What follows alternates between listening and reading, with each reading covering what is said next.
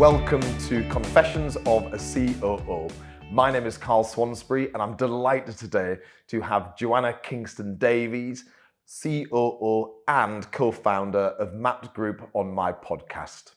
Joanna is not only a friend of mine, but also a client, and she is currently running a national legal services business as COO. Mapped Group has gone through a significant amount of growth and change over the last 3 years, having made multiple acquisitions on the back of having gone through an MBO back in 2020 in a debt-funded management buyout transaction, again led by Joanna.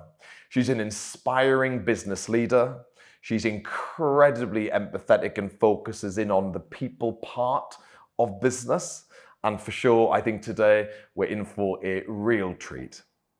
Joanna, first of all, I just wanted to thank you for joining me today on my podcast. Obviously, as a close friend and as a client of mine, we spend a lot of time in each other's company, but actually never in a setting like this. So massive thanks, Joanna, for agreeing to join me on the podcast today. Thank you for having me. Before we sort of perhaps talk a little bit about your professional career, I'd like to go right back to where it started, if that's okay. Could you just tell me a little bit about, I guess, your education and upbringing, Joanna? Wow, okay, yeah, sure. So I'm one of 4 girls. My father was an accountant by background and my mother is a scientist. So yeah, we grew up in the countryside, very privileged in the middle of a field. I loved languages and music at school. Was very passionate about all of the music that I did.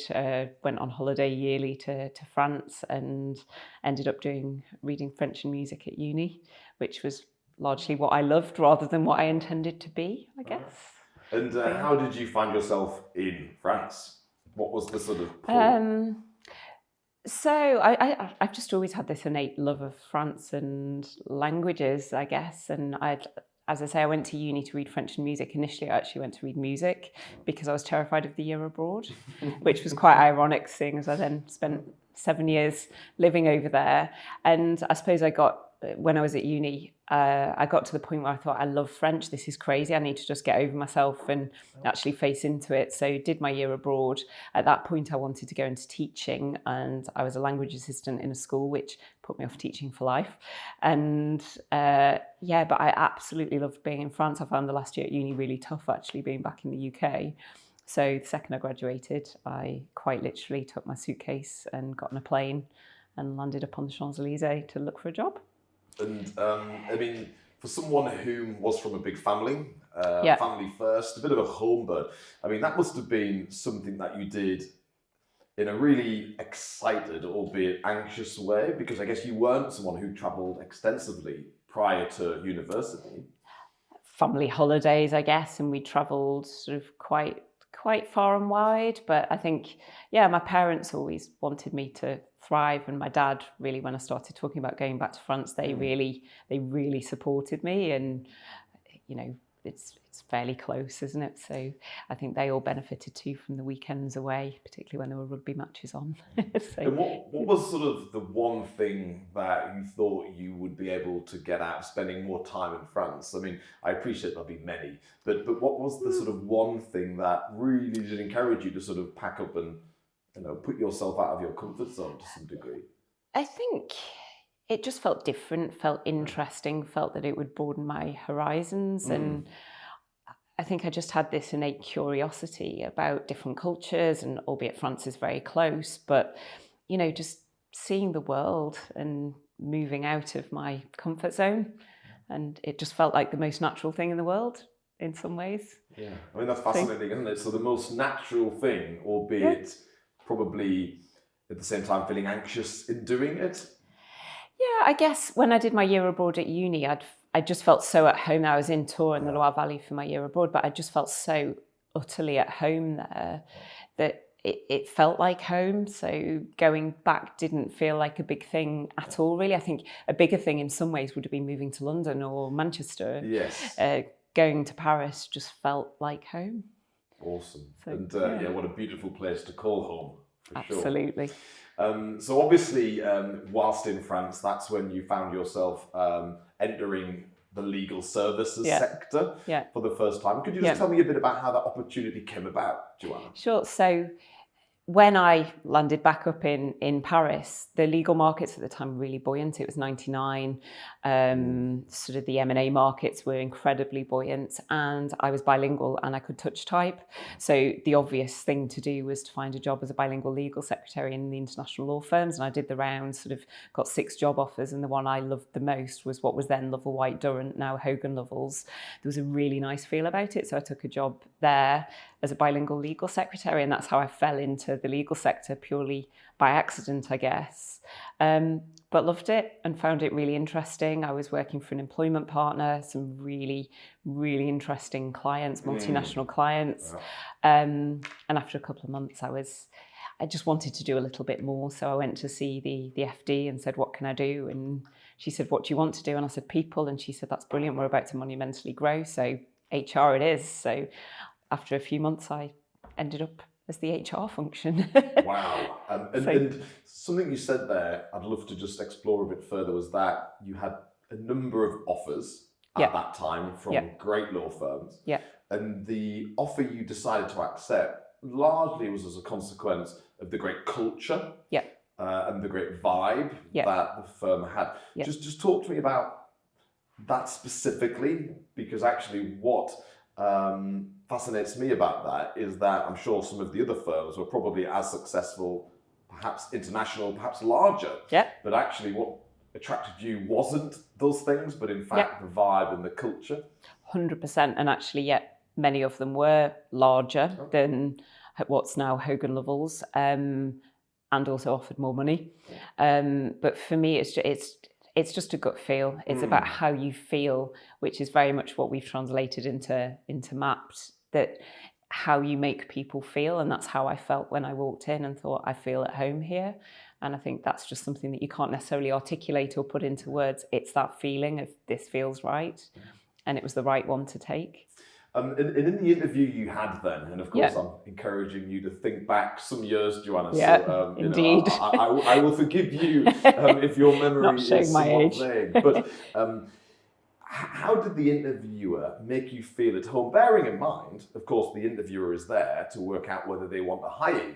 Yeah. So actually, there is almost a bit of a conflict of interest there in that, the person interviewing you wants you to feel at home, but they also want to hold you to account and want to give you a grilling. Just talk me through that. I think, from memory, all of those interviews through the 6 or so that I did were very similar. They all did a typing test and a language test and the standard stuff you'd expect. And then there was a conversation. And I think the conversation, I don't remember it incredibly well. I remember seeing the FD who was responsible for recruitment at the time. I remember thinking, probably subconsciously with hindsight, but that a female FD was really a good thing. Yes. And the partner who I ultimately worked with, and he actually, stayed with the business for a long time, and I'm still in touch with him, who I first worked for, was just really lovely. And I think he talked about his children, and it was just a nicer conversation. So, yeah.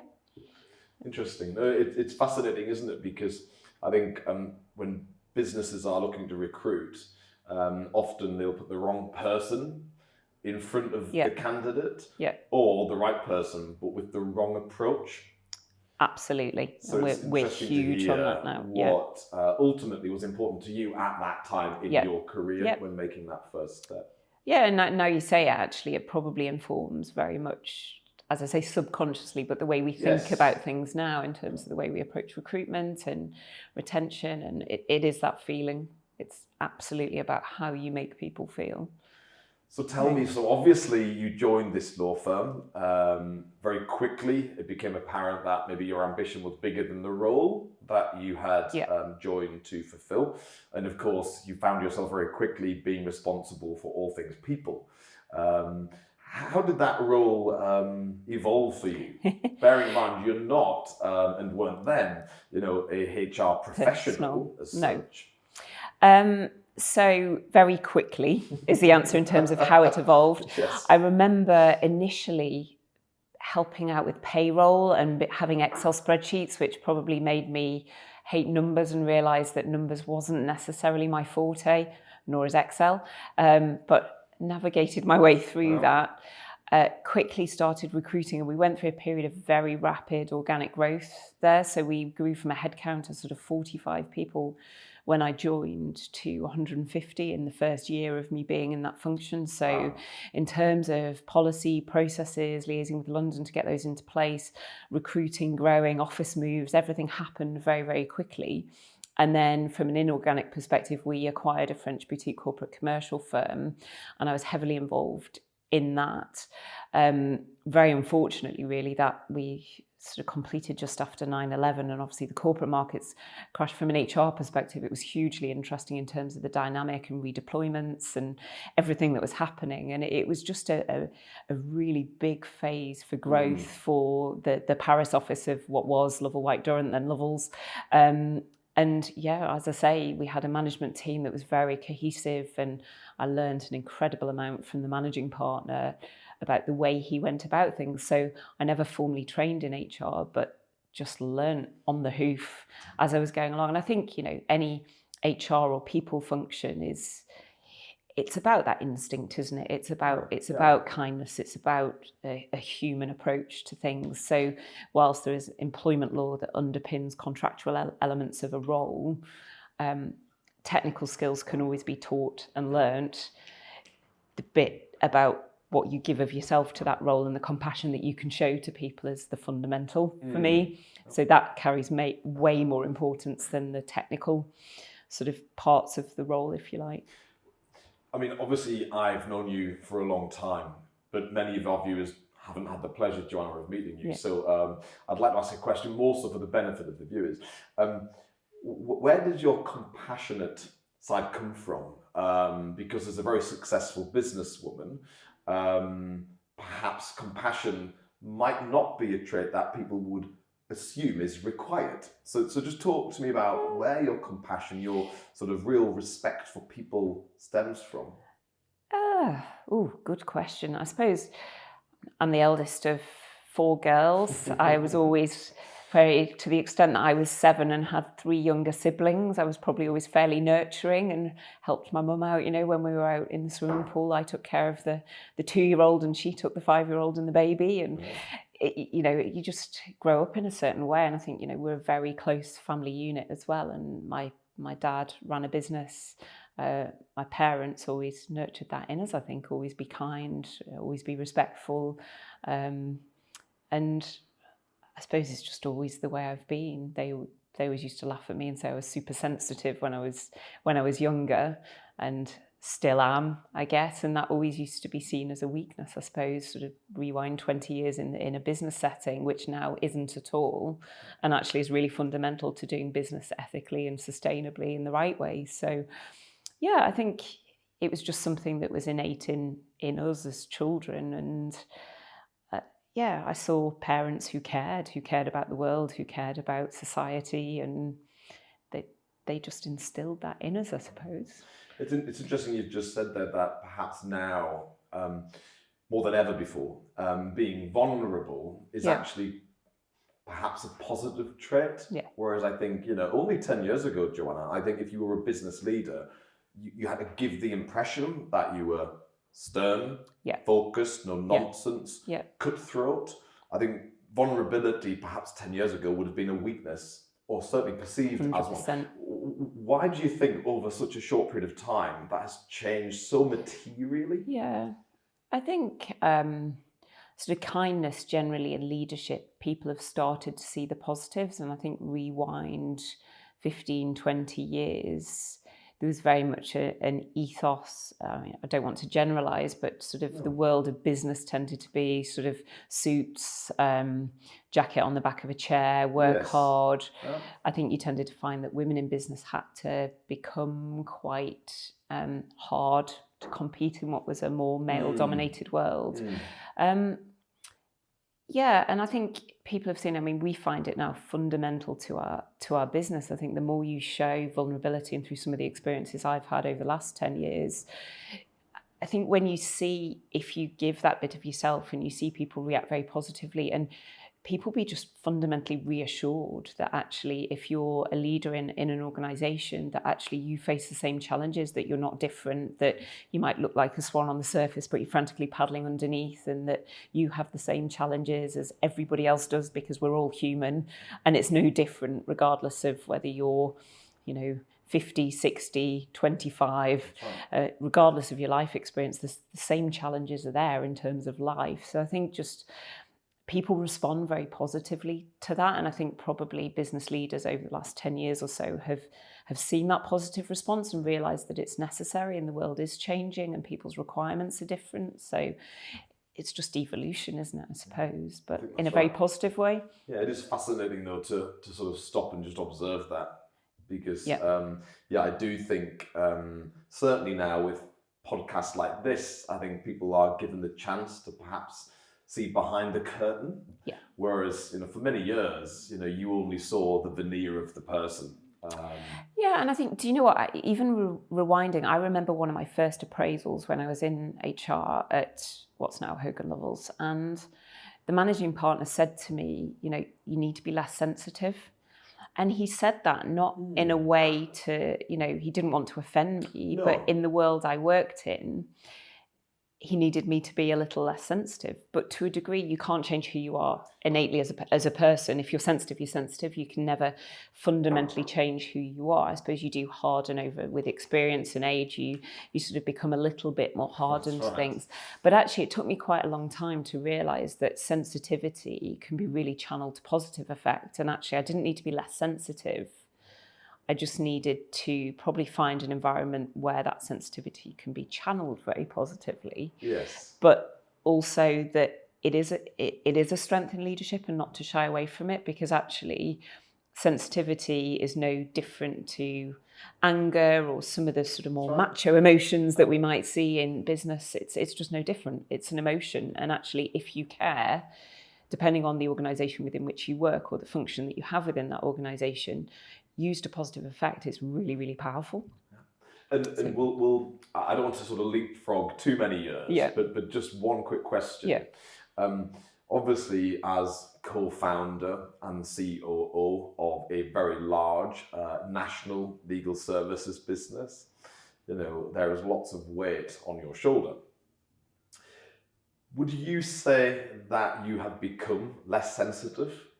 No. Since you had that appraisal way back when? No, 100% no. I think your perspective changes, and you probably develop more knowledge, more experience that therefore gives you a broader perspective on things.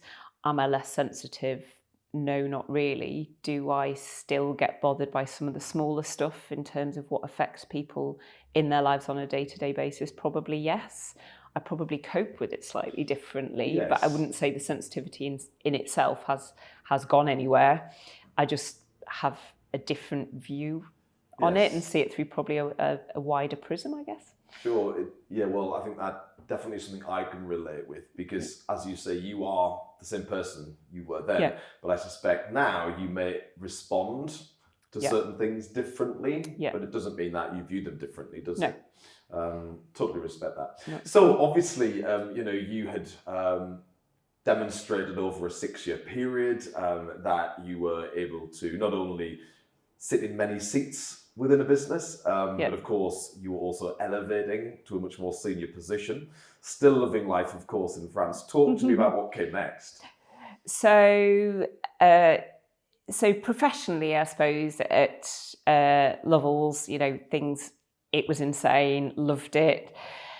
I'd started to think, what comes next for me? Do I go into a more European role, or how do I move forward? And I happened to meet my now husband, Matt, who was a partner at the time at a Liverpool-based law firm. How did you meet? And so we met through a mutual friend who happened to be my housemate, who was a partner at Lovells. And he was on the European Young Bar Association with Matt, and it had been sliding doors for years. We'd missed each other at events. Gosh.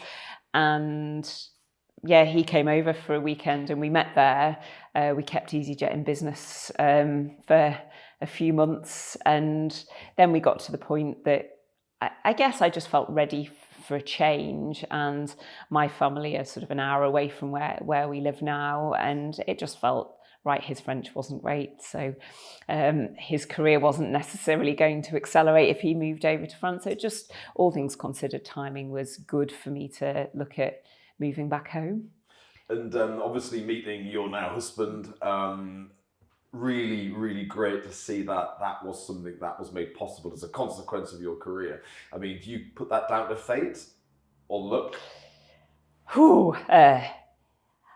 Yeah, I suppose, as I say, we'd missed each other for years, and we tried to work out whether we'd been at the same events at different times, and we probably had. And I think it was just,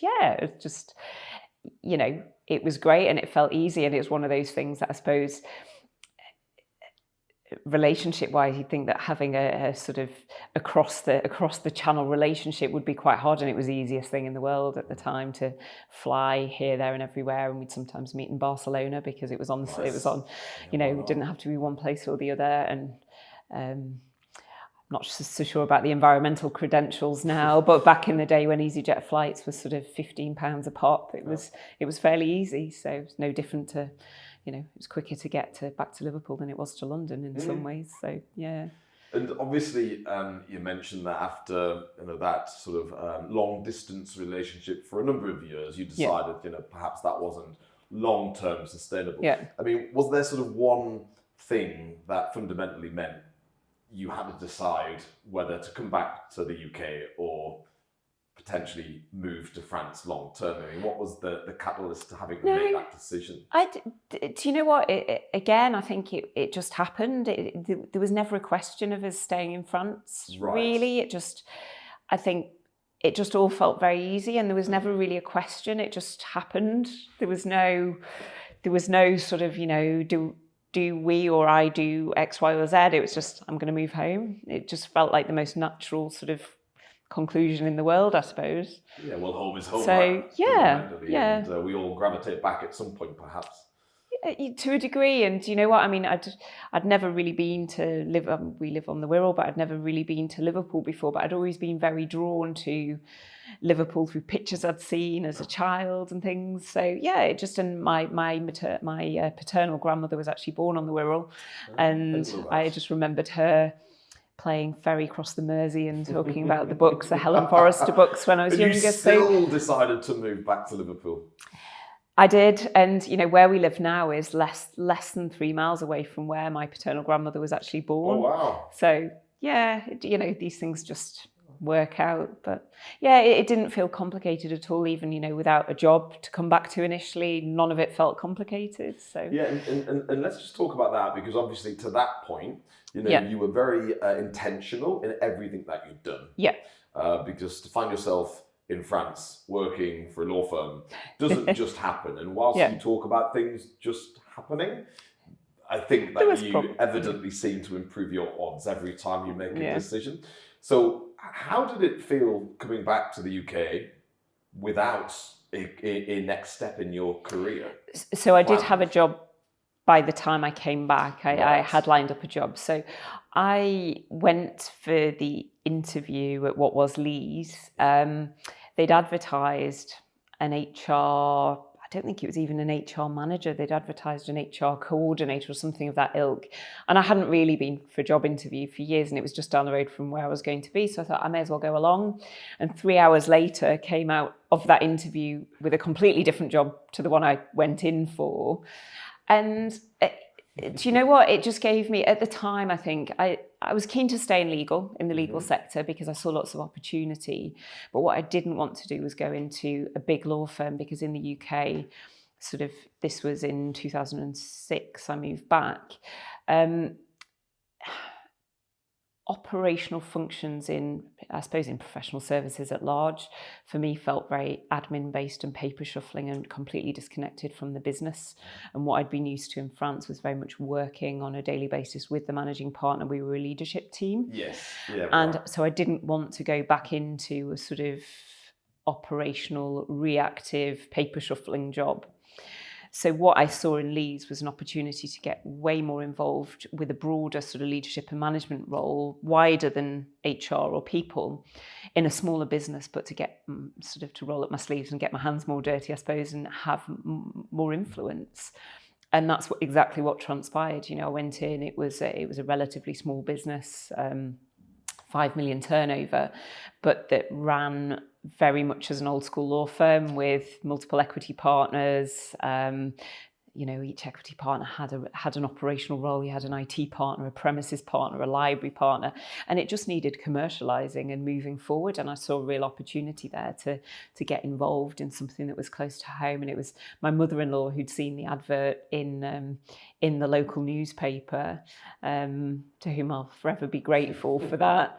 And it was a really good opportunity. It was a bit of a shock, I'll be honest, when I landed from kind of my Arc de Triomphe view, and suddenly I had a view over barbed wire in a car park in Birkenhead. And it's going to sound ridiculous, but my English was, I wasn't used to business English in a way. And I remember a couple of times phoning my dad quietly and saying, "Dad, does this make sense in English?" Which sounds ridiculous as somebody who is British, but I couldn't remember how to write business English in a way. So there were things that were quite weird, and I would come up with phrases in partners meetings and they'd just laugh, and it was because it was a French word that I'd thrown in there, but I was so sort of entrenched in working in France in French that there were things that were really quite daunting. And I remember my first day walking into the sandwich shop in Birkenhead, and they said to me, I thought, I don't know what to ask for, so I said, "Can I have a cheese sandwich, please?" And they said,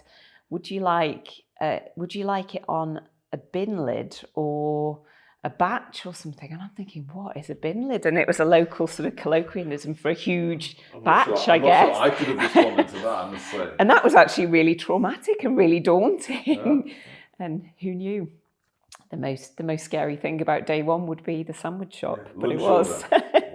Wow. But yeah, I mean, culturally, and people were talking about spinning and Big Brother and things that I just didn't understand what they were talking about. It was like landing in my own country, being in a foreign country. It was really quite daunting. Yeah, so back at home, but feeling as a visitor to some degree initially. What's Big Brother? What's spinning? What's, which I don't know if they're even a thing anymore, but yeah. And the role that fundamentally you were given, because as you say, it was slightly perhaps more rounded than was advertised. What was the actual role, Joanna, that you accepted initially? It was initially business manager. Business manager. Yeah. Okay, and just talk to me about sort of how that ultimately evolved and climaxed, because of course where you started is very different to where you ended up in that business. So I guess in a nutshell, as business manager, I just took everything operational from the partners to allow them to focus on client-facing work, productive time, effectively. We quickly moved to an LLP. It was a partnership when I joined, moved to an LLP, brought in a new finance director to, again, commercialise it, move it forward, look at the way the business was structured and financed and everything else, get consistent processes and policies in place.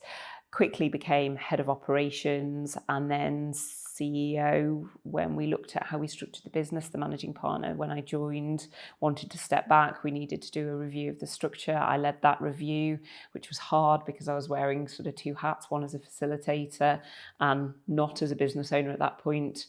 And sort of, as at the time, head of operations of the business, and the restructure that was ultimately collectively agreed was to appoint me as CEO and another one of the partners as managing partner, and we effectively ran that role together, if you like, in the leadership position, sort of co-led the business at the time to move it forward. And then I was invited to become an equity partner, and so I was the first non-lawyer equity partner, and that was in 2010. On the first day of my first maternity leave, which I love in terms of, I guess, how forward-thinking they were back then to make somebody an equity partner not as a lawyer. And, it's interesting how times changed. I remember they invited me to join the equity and I just found out I was in very early stages. I was about 6 weeks pregnant and I wrestled with it, which is awful now because times again, very fortunately, have moved on. But thinking, do I say, do I not say? And I ended up saying to them, look, you should know I'm 6 weeks pregnant. I don't want you to not know this. And obviously way earlier than you would ever tell anybody, but I felt that I should do because they'd invited me to be an equity partner. And the managing partner at the time, I just loved his response. And he said, you've never hidden the fact that you were going to have a family. I'm absolutely overjoyed for you. And a maternity leave is a very short period in a very long career. That's fine. And it was a brilliant response. And yeah, as I say, it just happened that I actually joined the equity on the first day of my first maternity leave, which I'm really proud of, again, in terms of how we drive careers for women forward, how we make sure that we create a workplace that respects family, that as much for both parents, it's really important. So, yeah. And there's two things you've mentioned which I'd love to just explore a bit further, Joanna. I think the first is being a non-lawyer in a law firm, because most professional services firms, be it legal, accounting or otherwise, are typically run by qualified professionals. So my firm, RG, we have 13 partners. We're all qualified accountants, which is good and bad, as you will absolutely know from your experience.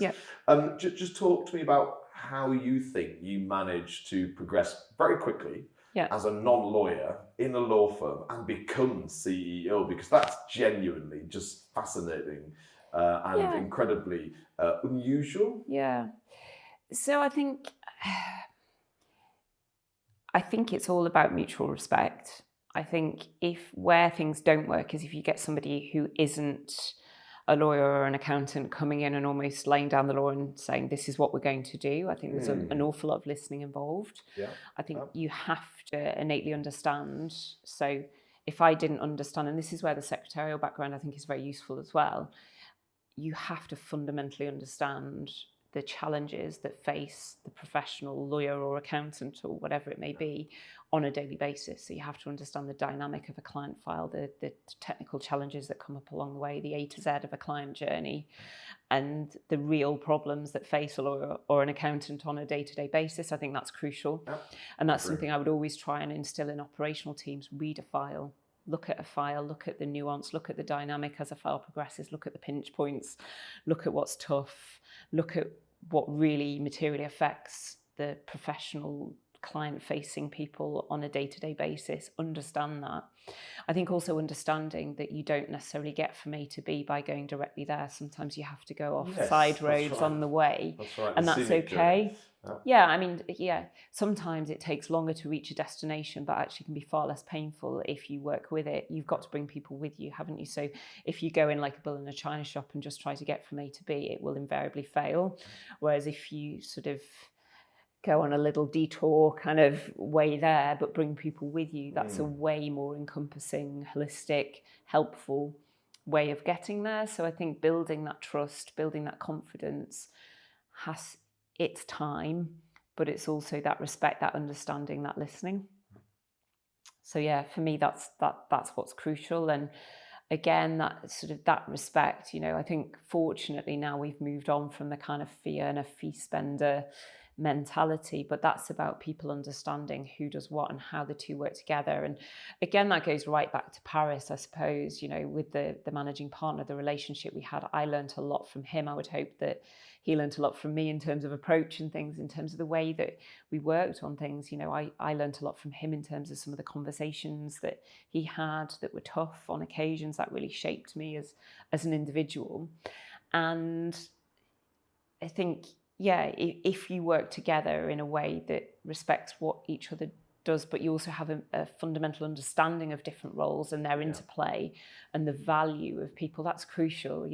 I will always say that our front of house people, the people who answer the phone, the people who see the clients, are the most fundamental cogs in the engine of what creates the business, and everybody's equally important. And you look at different models of leadership, but actually the team coming together and everyone playing their part and understanding what their part is and what other people's part is fundamental. And, again, we do that now at Mapped. We very much communicate what we do so that people understand it. So it's not so abstract, so that everybody understands the role of everyone else within the team. obviously when you joined the firm, Yeah. you were an employee, Yeah. not elevated. Yeah. And of course, you ended up, as CEO running the business and as an equity partner. Along the way, there'll have been lots of hurdles and lots of challenges. What would you say is the one challenge that was most difficult, that did require the most from you? At Lee's, partnership dynamic. I think partnership dynamic in a business of that size. I very much feel that there are different types of partnership or LLP, aren't there? There are the ones that are huge, where there's automatically sort of delegated authority, therefore it runs more as a corporate, as a business. Yes. I think very small, tight ownership structures, so sort of up to 3 partners is probably quite easy as well, because communication's easy. I think there's probably a 5 to 15 range, which is really tough. Everybody has different aspirations, you've got a different age demographic in terms of sort of retirement aspiration. You have different levels of performance, and holding that together at sort of between 5 and 15 partners, I think is really, really tough. Really tough. So undoubtedly that is the biggest single challenge I had, because you see the business challenges, you look at, again, LLPs are very much built for year-on-year return to equity partners, aren't they, to a degree, where from a tax perspective and everything else, it's just a different model to a bigger corporate. Therefore, looking at what the business needs and the sustainability of the business and its people for the long term, reconciling that with the aspiration or the requirements of the partners is really challenging. And that's something, again, that we see a lot now at Mapped in terms of what we're trying to do in the businesses we acquire. So obviously at CEO level within the Lee's business, on maternity leave as a new equity partner, what did you envisage would come next? Because of course I know what came next, but what were you envisaging was to come next? I think 2 things were clear. One was that, as I've just alluded to, the sort of partnership structure couldn't carry on. We had quite intensive working capital requirements, so it was very obvious that to carry on funding the business for those newer into the equity would be a bit of a hamster wheel, given the working capital requirements. But I think also very clearly it became obvious that being a business that turned over 5.5 million in the legal services market at the time, on the backdrop, in the context of the Legal Services Act, external investment, all of those things meant that it was going to become increasingly tough to compete in that marketplace.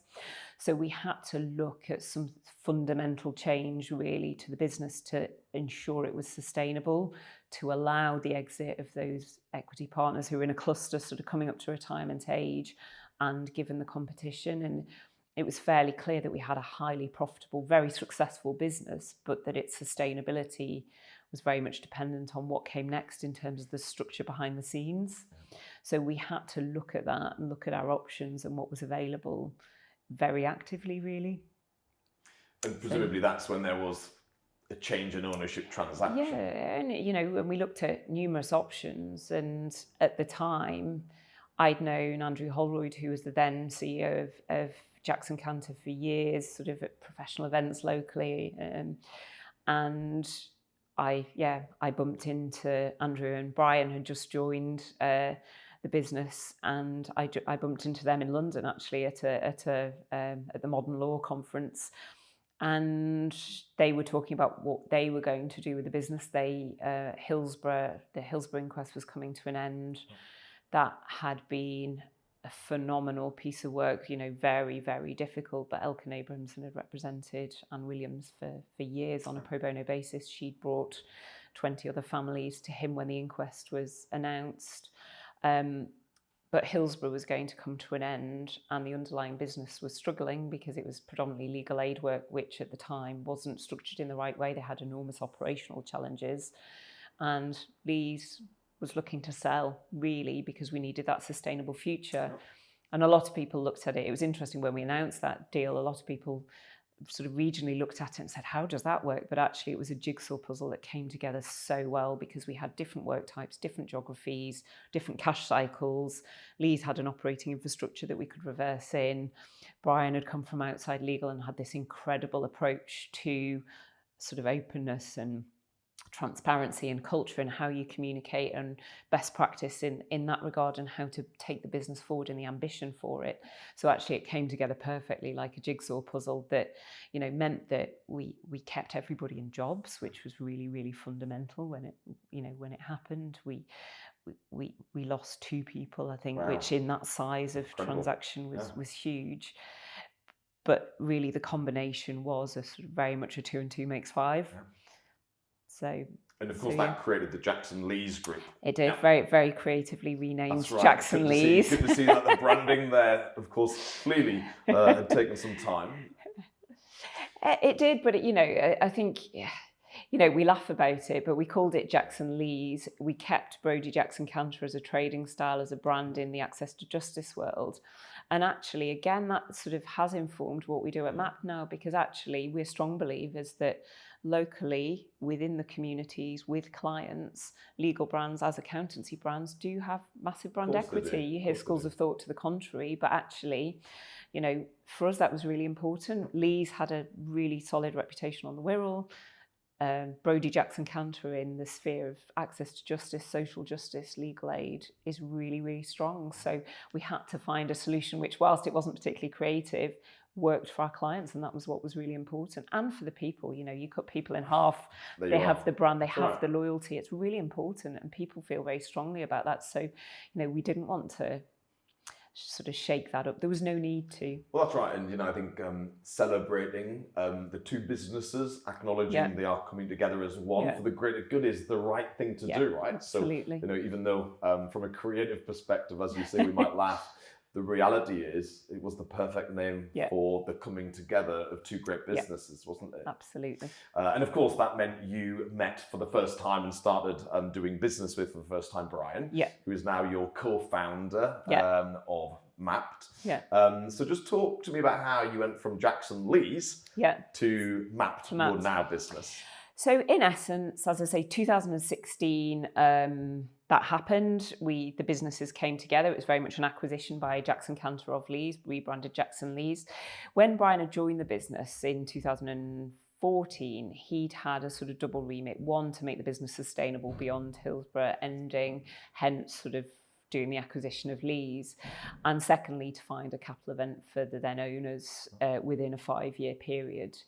And the 3 owners, Andrew, Chris and Elkin, were brilliant with us. They gave us carte blanche to run the business. They were still in the business, but we very much ran the business. And when it came to looking at that capital event, I suppose we had carte blanche to run the business. We loved it. We were passionate about it. The journey we were creating for our people, the culture was all amazing. We didn't want to sell that to anybody else. And we were also very passionate about the making a positive difference piece, about the social justice work that we did, that actually not just altruistic, it's very commercially viable as well. And it's very cash generative. So that's very helpful to some of the longer tail work that we do that's more profitable but less cash generative. So it creates a good balance. Brian's way of asking me if I was interested was to send me a link on LinkedIn one evening to an MBO seminar, subtle as ever. But and I think we just thought, this could really work. So we were keen on the sustainability of the business. But at that point, we'd had a few knockbacks from the bank we'd seen acquisitions we wanted to do, and we couldn't structure them. And it was really frustrating because there were some great deals that we lost out on. So we wanted to find a way to be able to pursue a buy and build strategy whilst keeping Jackson Lees Group very sustainable.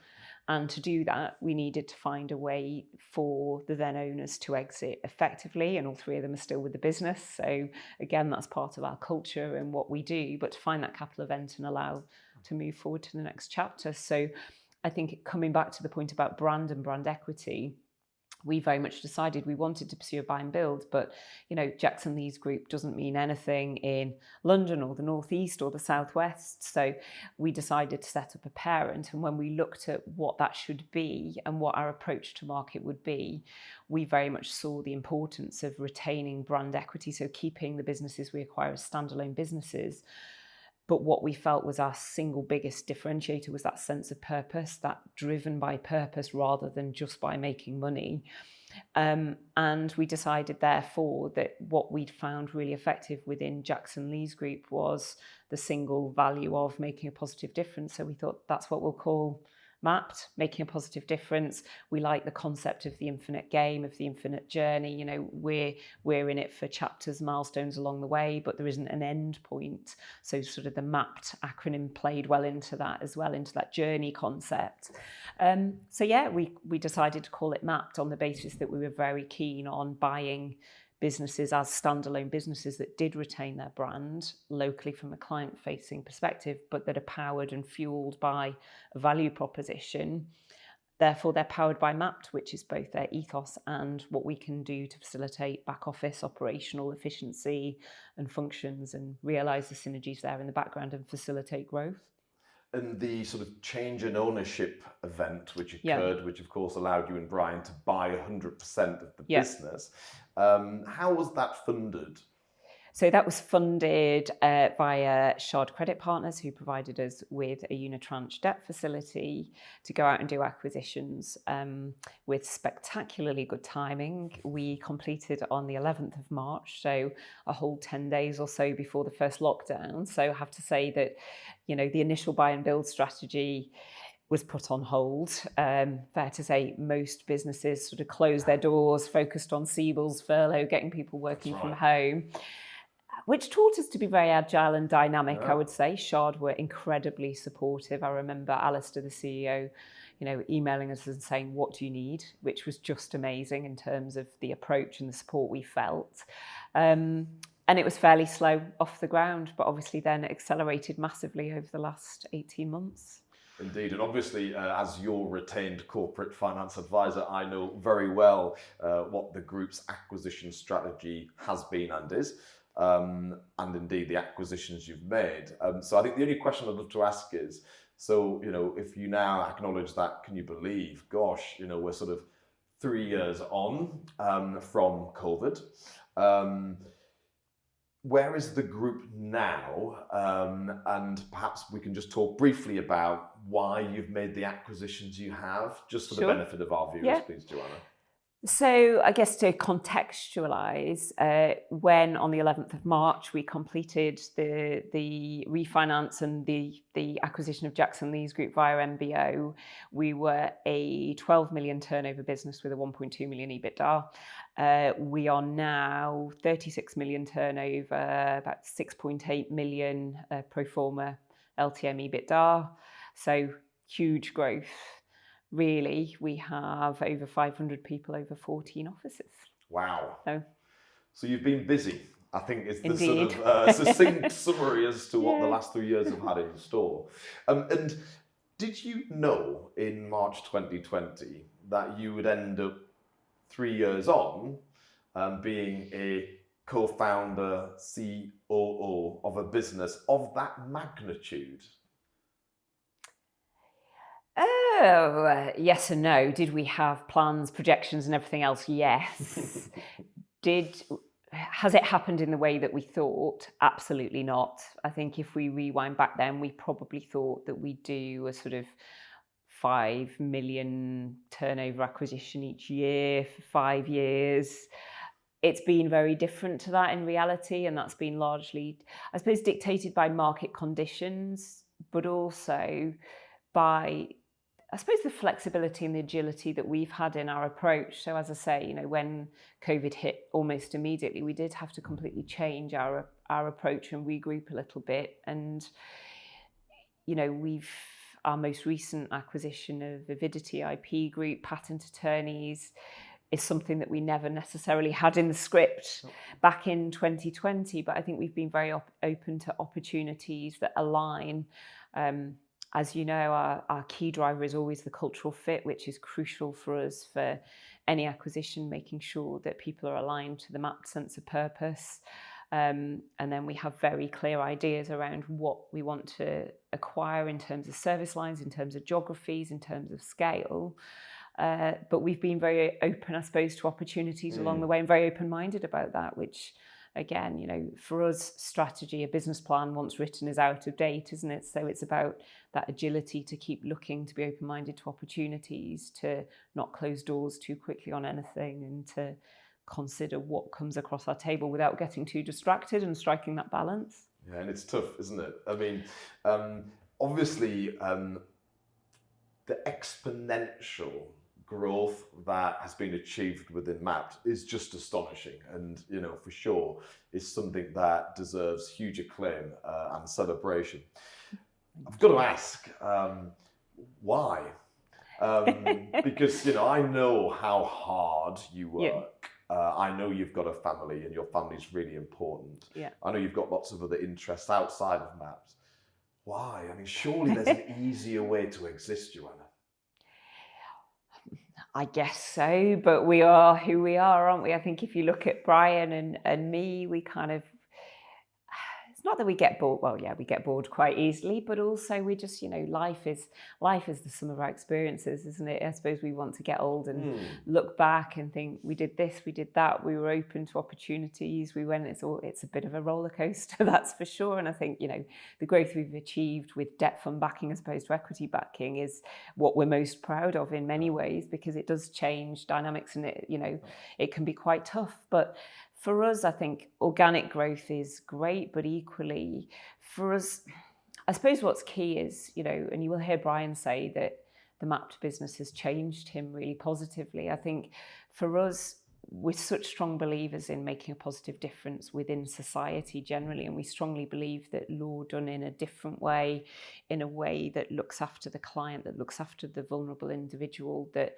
helps, and, you know, that's crucial to the way we look after our people as well, and the experience we create for our people while they're within Mapped businesses. Our big, hairy, audacious goal isn't to be X or Y EBITDA or turnover. It's to get Mapped listed as a verb in the dictionary. That's what gets us out of bed in the morning. You know, I made a positive difference to my next door neighbour because she's elderly, of limited mobility, and I put her bins out, is what really matters to us. So I suppose, you know, when you see some of the good work that we're doing right now, the COVID inquiry is happening in London. We represent the COVID bereaved families group. These are people who had no one through lockdown. They had no one. They were losing people close to them, and they had nowhere to turn. And if we can even play a small part in giving them some safety or some sense of control, or making sure they have a voice, which is what we're doing now, that just makes the world a better place for us, I think. And, you know, some of our clients who are victims of domestic abuse or asylum seekers who've been to hell on and back, it's just being able to make that difference to them. And as I say, you know, commercially it works too, so everybody wins. So for us, that's, you know, we don't want to stop there, we want to carry on. So I suppose in answer to your question, why do we do it? Because we love it, because we think that going to work should be fun. It should never, I always think if work feels like a job, it's not good. Work should just feel like fun, and that you want to do it. And even on the most difficult days, you're in it together, you're a strong team, you want to get through it, and, you know, you're challenging yourself by finding the solutions to those problems. That's just what makes us tick, I guess, and helping people every day is what gets us out of bed. So yeah. It's really inspiring, because a lot of the things that you say are just second nature to you, but of course to many it wouldn't perhaps be. And I think what was really interesting there, Joanna, was to hear you refer to the fact that you love the business because of the great it delivers for the people and stakeholders that the business comes into contact with. And it goes back to where you started.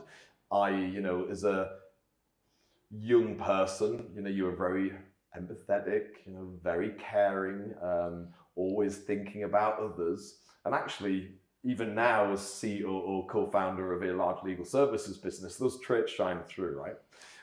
which is I would hope staggering. so. I mean, I think the biggest challenge we have now is that when you have over 500 people, you can't know everybody. And we actually really struggle with that.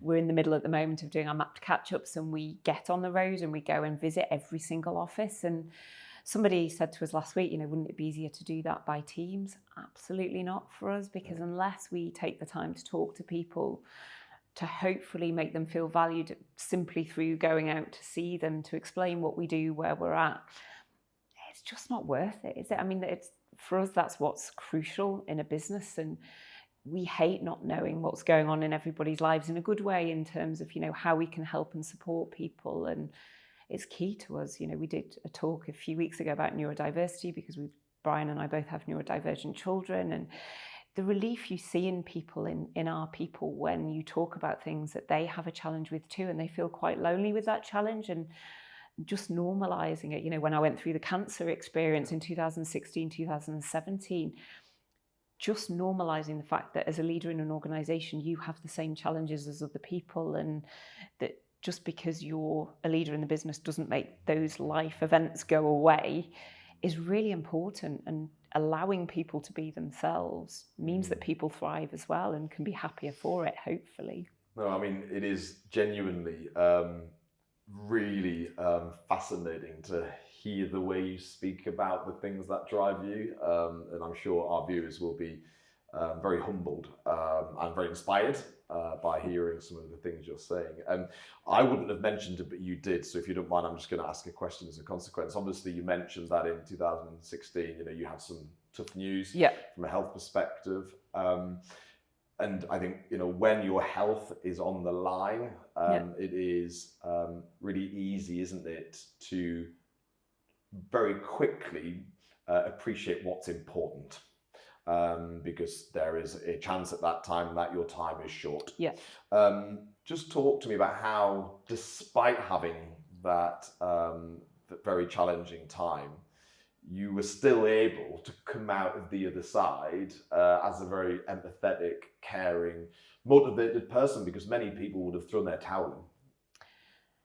Yeah, I think, being diagnosed with cancer at 39 wasn't necessarily the 40th birthday present that I'd wished for, but I had huge family support. They were utterly phenomenal. I had huge support at work. I mean, we were less than 6 months into Jackson Cantor having acquired Lee's, and the support I had at work was huge, and actually work in some ways was my therapy a little bit. I think, it kept me going.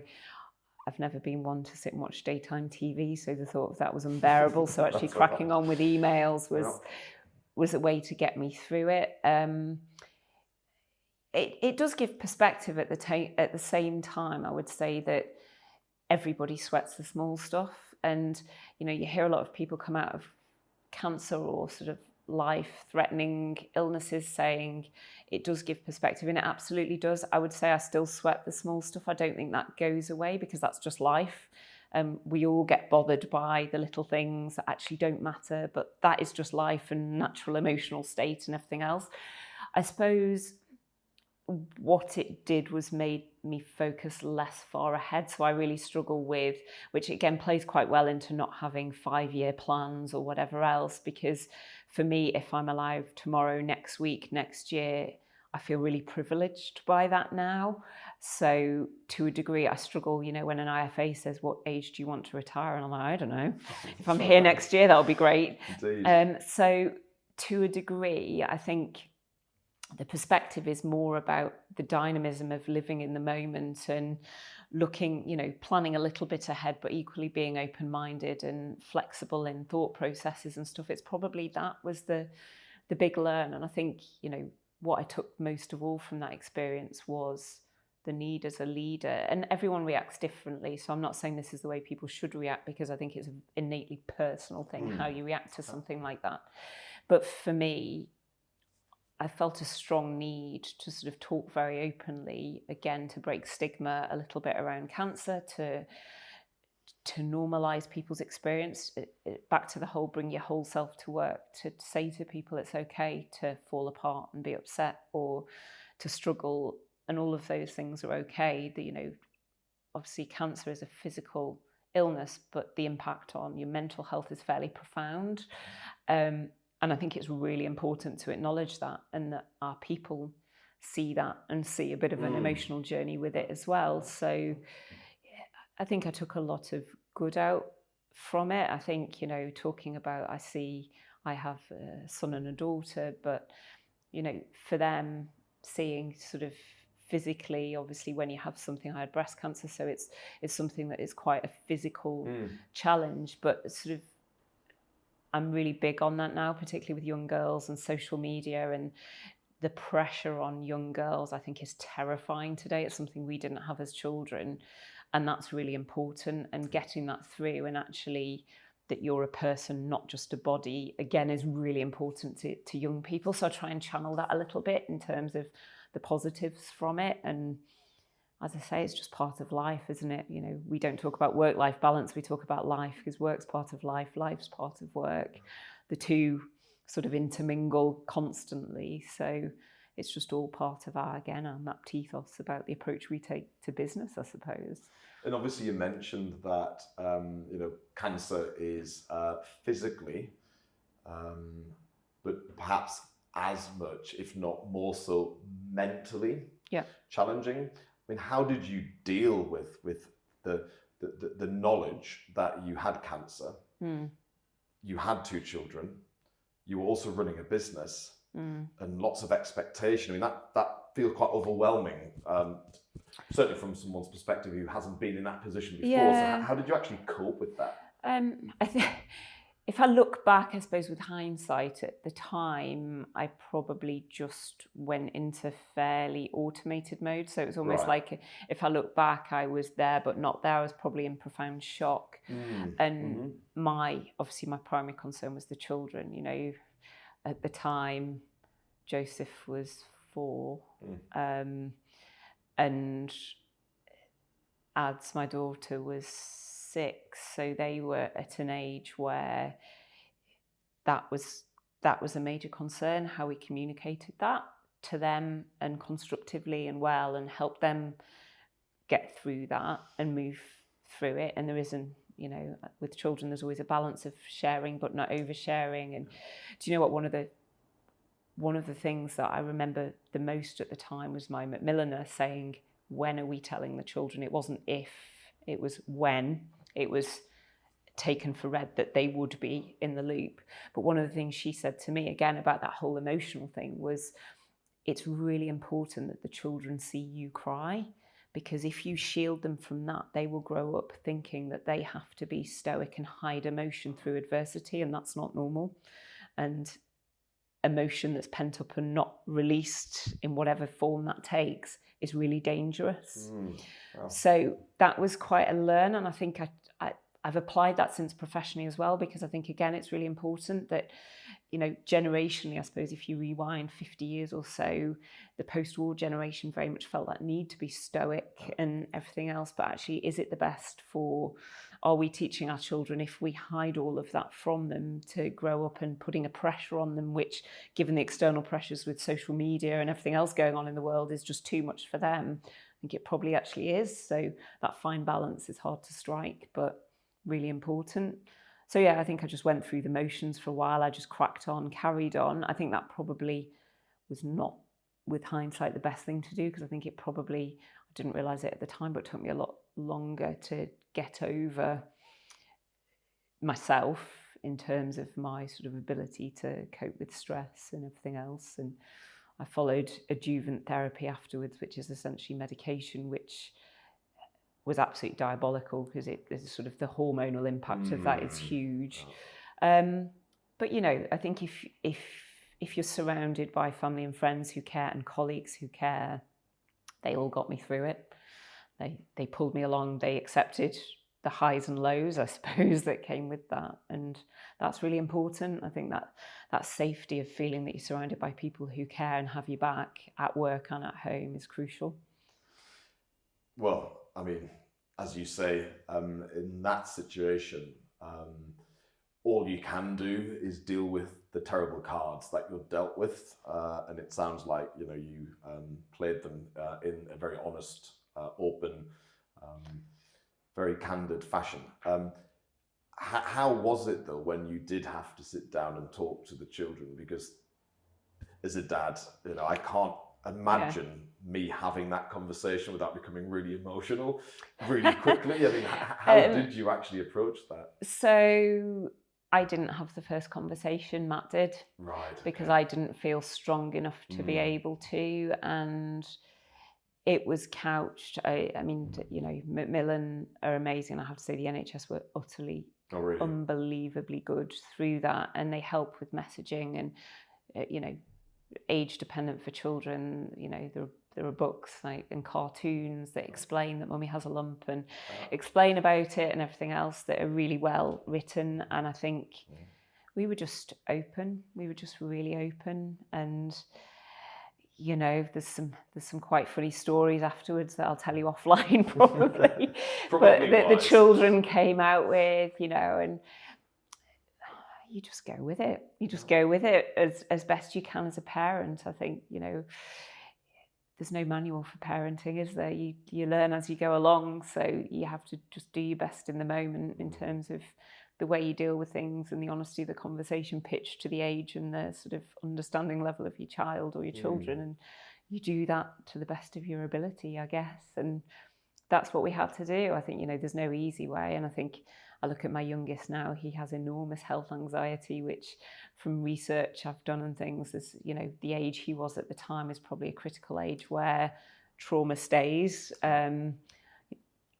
Age 4 is a critical sort of age in a child's development, as I understand it, which means that things do sort of carry on, and he has quite bad health anxiety as a result of that, which, is very unfortunate, but is what it is, and we just have to help him with that.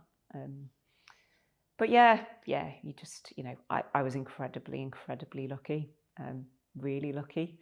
I think, many people aren't, and I have colleagues and friends who haven't been as fortunate as I was, and at the end of that's why sort of my motto is very much live for today, live for the moment, and it's those make the types most of situations that brings that home, right? Because we're all on borrowed time fundamentally, and I think appreciating and being grateful for the time you've got is what's important. It's huge, and I think you do develop a gratitude for the smaller things, for being able to see a sunrise or leaves on trees and flowers bloom in the spring and all of those things. So it's, again, I think for me, that just about being kind to people, being compassionate, not regretting stuff, learning from mistakes, just being human. It's really important, isn't it? It is, but interestingly in business, for one reason or another, a lot of people actually choose not to allow those traits and characteristics to come through, which is fascinating, isn't it? It is. I think that's changing, and I think everybody's different. And what we always say is, if you're not comfortable sharing, that's okay too. I think it's important that we try and encourage people to bring themselves to work, whatever themselves looks like. So, if you're not comfortable sharing, that's fine. If you want to share, that's fine too, within parameters, obviously. But, it's about being yourself. And I think it's not wearing the mask that's important. It's not feeling like you have to work with a mask on. For me, is what's most important, that you can be your true self. And obviously, despite the hurdles you've had to grapple with and some of the setbacks, if we call them that, likewise, you sit here today, as a very focused, incredibly motivated COO and co-founder of Mapped. What's next for Mapped? Because clearly you've kindly talked about where the group has gotten to, but what's perhaps in store? Oh gosh, so loads. We have an inorganic growth strategy around continuing to acquire the right businesses. We have an organic growth strategy, which is around ensuring commercial success and prosperity for everybody. I think, as I say, our BHAG of getting Mapped listed as a verb in the dictionary is something we'd really love to pursue. We're very focused on neurodiversity. In terms of the need to create genuinely inclusive environments and allow people to thrive. that's really key to us. The breadth and the wealth of voices around the table and different creative thought processes and different voices is really important. So yeah, I mean, in terms of milestones, we're looking at refinance and how we take that to the next stage to facilitate more acquisitions. We'll look to acquire the right businesses. As you know, we've got a very strong pipeline. So it's about doing things in the right way, taking our time, marrying the organic growth, the inorganic growth. At some point in the future, it'll be time for the next chapter and for Brian and I to get off the rocket, but we're nowhere close to that yet. That's right. The moon is still a distance, isn't it? It is going like this all over the place on the way, right. but yeah, right. It feels like we've got so much to do, and we're certainly not bored, that's for sure. And yeah, I think carrying on, embedding what we're doing, growing the business, looking at how we can make a positive difference to more clients, to more communities, is we love it, and it's what we want to carry on doing. So long may it continue. Oh, well, incredibly exciting. And you specifically talk there about continuing to make acquisitions that are strategically of relevance to the group. Lots of our viewers perhaps will be anticipating making their first acquisition, or perhaps are going through a potential acquisition now. I mean, any insights, Joanna, as far as things that are incredibly important to get right when you are acquiring a business? I appreciate the answer is lots, but any sort of immediate learnings you'd like to share with someone who might be going through their first ever acquisition? Definitely. So I'd say the first thing, always go with your gut instinct. If something feels wrong, it invariably is wrong. So go with what feels right. I think what we've really learned is that cultural alignment is absolutely crucial. And if that's not there fundamentally, you're in for challenges down the line. I think having the right advisors on board is fundamental. Going through a comprehensive DD process and commercial DD, I think the biggest thing we've learned is always to talk to as many people as you can within the business. It's very tempting just to talk to the sellers, but getting to know the wider team in the right way, that can be tricky and causes challenges and everything else. But I think it particularly depends on the type of business, of course, but in professional services, in people businesses particularly, you're the sum of your people, and that's it. Without your people, you're nothing. So getting to know the team and putting them at ease and them understanding what's coming next is really important. And I think we've had big learns along the way with that.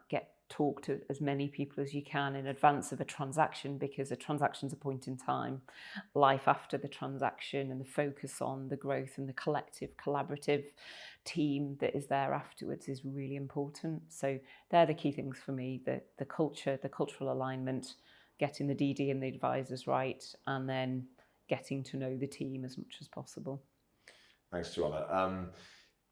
I could sit and talk to you literally all day, actually. However, sadly, time is probably running short on us. So I've just got one final question I'd really love to get your input and take on, please, Joanna. So obviously, as someone whom has achieved so much in your career so far, do you ever sort of sit down, stop and celebrate achievement, or do you feel like you have so much more to achieve and therefore actually you haven't arrived yet? I think that's where the cancer experience did change me, actually, that I kind of feel now if everything had to stop tomorrow, I feel like it's good enough. Do I feel I've got loads more to give, loads more I want to see, loads more I want to learn? 100% yes. So yeah, I still feel like there's a way to go. I don't feel anywhere close to, I don't know what I'd do if I stopped now. I just can't imagine it. I think we're in lifelong learning, right? So, whatever we do with Mapped and whatever happens, I want to carry on learning, meeting people, opening my mind to different cultures, different environments and all of those things. So yeah, just excited about every day that's ahead. Do I celebrate? Hell yeah. Well, I can certainly confirm you do, for sure. We've done that too many times together. But yeah, no, do I celebrate? Yes.